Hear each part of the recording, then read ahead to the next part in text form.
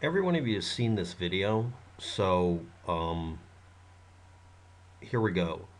The wheels on the vehicle are pointed away from the officer, and that is a point against the decision for him to fire.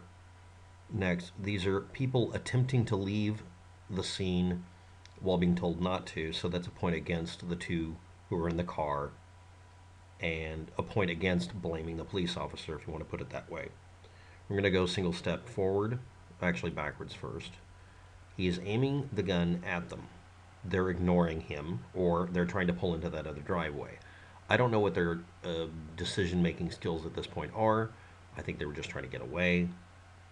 But they'll claim while they're clearly turning the car in a direction avoiding the police officer as the police officer moves into the pathway of the vehicle is a bit concerning if the person firing that gun is claiming to be, quote, I'm afraid for my life.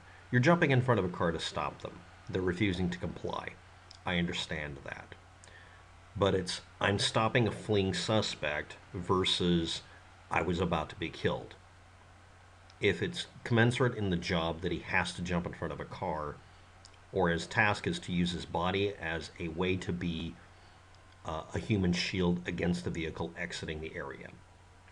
So where does the first shot go? We wait until we see the shot fired. He is now aiming, referencing, and about to shoot. Bang. And there's literally 2 frames in this rendition of it in the computer's brain. This is a YouTube video. This is the highest resolution one I've been able to find. The ones you see are low resolution, like 240p. That's not suspicious or anything, I guess, but the point is, unless we have a completely high resolution version of it, none of these videos are worth anything. I'm sorry, in this day and age, why the hell would these be in low res? Anyway, next we go to this frame for the second shot. That was that first shot there that's poofing. And we go here, we wait till we see him fire. He has just fired the weapon. He's aimed it downward. And I'm not seeing where it hit. It could be anywhere. And while it may look one way or another, the direction the vehicle goes after it's been fired upon, that's apparently the next shot, the third one. Or is it a delayed effect from the second one? Can't tell. Pretty sure it was the third shot. The vehicle is continuing to move in a way to avoid him, even though the person behind the wheel may already be dead. So let's review again, because I'm going to. The vehicle is not a clear and present danger until you get in front of it. Yes, I'm using the argument against people blocking the road who are Antifa. He's putting himself in the line of danger, part of his job, you could argue very easily. But claiming exclusively they attacked him with his vehicle when he's jumping in front to force that situation, that seems dubious in my opinion. I would question whether or not that should be accepted. Next, I'm pretty sure we can say without any hesitation at this point, because we haven't been told, until otherwise noted, there was no armed weapon kind of thing in the vehicle. The claim is the vehicle is being used as a weapon. All right. Police ramming people in the street because they're blocking the road. That's not deadly force then.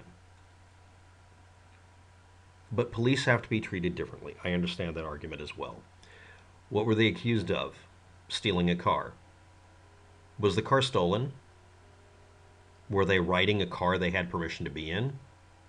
Now we're going to go back to the Terry stop argument. And it's not really a Terry stop, but that's what you're going to look up to find the information on it. Did they have a good, compelling reason to stop somebody? Is it reasonable in Florida for 2 kids, apparently, the assumption here is that the 2 black kids behind the wheel of a car trying to avoid 2 armed cops? Was it the really young kid driving or not? Was there a compelling reason to create a situation where a gun might need to be drawn? This is the very extreme anti-police officer attitude on the subject. I know that. But I'm starting to wonder if we shouldn't use that. Why are you stopping them? What is the articulatable, compelling reason to do so and to treat this in this way? Now, I'm going to be anti the kids. If you're told to stop your vehicle, turn the engine off, pull the keys out, and put the window down if they let you, and throw the keys so that it's obvious you don't have the ability to drive the car anymore. Put your hands on the steering wheel, put your hands in visible level in view. Make it impossible for someone to assume you're a threat. Under no circumstances, me talking about it or any of you talking about it is going to cause anybody who died that day to be alive. The only purpose in discussing this isn't to immediately want to exonerate or convict anyone. It's to prevent this from happening, because I'm very sure, and I have no reason to say otherwise, because the police would have presented this information much more quickly and much more clearly, I might add. I don't see a good reason for these two kids to be dead at all. They're trying to evade the police. That's illegal. It's bad. The police had 5 opportunities to put their car in a position that would make it to where the kid's vehicle couldn't get away. They could have blocked him in here because he pulled in there first. Basic procedure. Are you not? Is the Florida police forbidden from blocking your ability to escape if they're pulling you over? Next, when they backed out here, he could have just rammed the vehicle. Minimal lethality level. Disable the car, or just pin it between the two of them so it couldn't get away, and tell them, ride's over, put your hands where I can see you, or I'm plugging you. No, I'm not saying they shoot the tires or shoot the engine. I also like to point out that the police officer probably was scared, and he fired over the top of the vehicle, which meant that that bullet could have gone downrange and killed anybody downrange. Just a small commentary on his ability to fire correctly. Under stress, I understand. But also, he's responsible for that bullet. Was the police officer genuinely able to say, I feared for my life, and did he have a duty not to put himself in the line of damage or injury? If both of them wanted to make this not able to happen, block the vehicle in. That's my second guessing, armchair quarterbacking. Is that a valid argument? How many of you have been on a ride along and seen this kind of thing happen? You block the car in. You assume if you're chasing someone, they're going to try to get away. Make it mechanically impossible for them to do so. Order them out of the vehicle. Tell them you're going to plug them. Tell them they know they're going to get plugged if they don't obey every damn order. Doesn't matter if they shut off the vehicle if they can't freaking drive away. You're under arrest. Don't run. The only time this showed any sign of them running, because there's no sign that they felt that they were chasing somebody who's trying to evade them. It looked like a couple of kids going around the block, but we don't know more than that. At that point, unless you're popping on the sirens, because they can obviously see you, their presumption is that you're just going the same direction.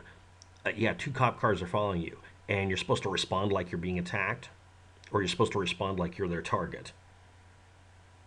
And any of you who've ever been on the highway and a police officer followed you to see if you'd get nervous and respond? Okay, so are we supposed to act like we're the target or not? Well, you know better. No, we don't. Because every one of you who's driven a car has seen an incident where a police officer basically sat behind you trying to get a ticket on you. Police are not incapable of doing something deceitful to try to get a reaction out of people. They do that all the time.